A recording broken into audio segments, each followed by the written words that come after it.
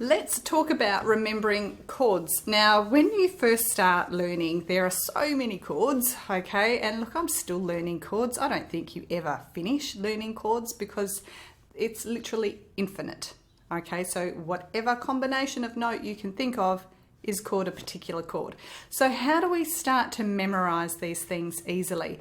So what I'm going to show you is something that I was going through with a student during the week who was really coming off guitar. So when you come from guitar onto uke, we have a lot of the same chord shapes, but they're called different things, okay? So it can kind of mess with your head a little bit. It certainly does for me. If I'm teaching a guitar student and then I go to uke and then go back to guitar, I'm sort of saying things backwards for the first minute before I catch myself. So let me just show you a little bit how it works and how if we're looking at, say, an A chord, if you've got these two fingers here on A, if you start to really remember this as the little A family, okay?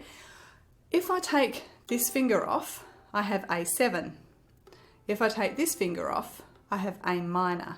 So by remembering that this shape here is our A chord, our major chord of A, it's going to just be a little bit of a toggle on and off to get the other chords that are in that shape.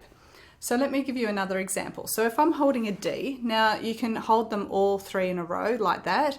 I tend to swap the top two fingers around because then we get this nice little triangle shape and I can fit it more easily into a small fret. So this is D. If I take my first finger off, I've got D7, or what we would call our island D7. So we can start to really think, okay, well, this is my D family here. Take a finger off and now I have D7. Same if you were playing your D out like this. This is D, this is D7. So you notice that this one note has slid back into this fret here. And that is all that's happening here. This first finger note is sliding 2 frets back and then it's going to give us our 7th chord. What else? Okay, so G. So if we've got a G chord like this, these two notes here are going to be consistent when we're playing a G7.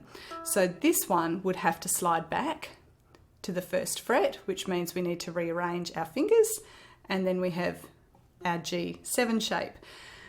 What if we wanted a G minor? So all we would have to do is take this bottom finger and slide it back to the first fret. Now, I can't do that if I'm in like this, that would be silly. So you swap your fingers around and then you've got a G7. So trying to remember all of those different combinations can be quite tricky. However, if you get a chord chart out and you actually, forensically go through it and go, what's actually moving there? What's happening between those chords? You'll see those little changes. So G, G minor, G, G7, if I'm keeping these two guys on those same notes. D sus4, you just put your little finger down underneath. D sus2, we're going to take the bottom finger off. So we can see that in that little family of chords, we're really making these very, very small adjustments to call it something else. So that is really going to help as soon as you start going, oh, okay, well, I've got an A minor and an A7, and which one do I play? And well, they're going to be a choice up here, aren't they? It's a 50-50 choice. Okay, so then it's a little bit of rote learning until you've actually got that nailed. But that is a really good way, as soon as we start to take away the mystery of it, that, oh my gosh, we've got all of these combinations and it could be anything.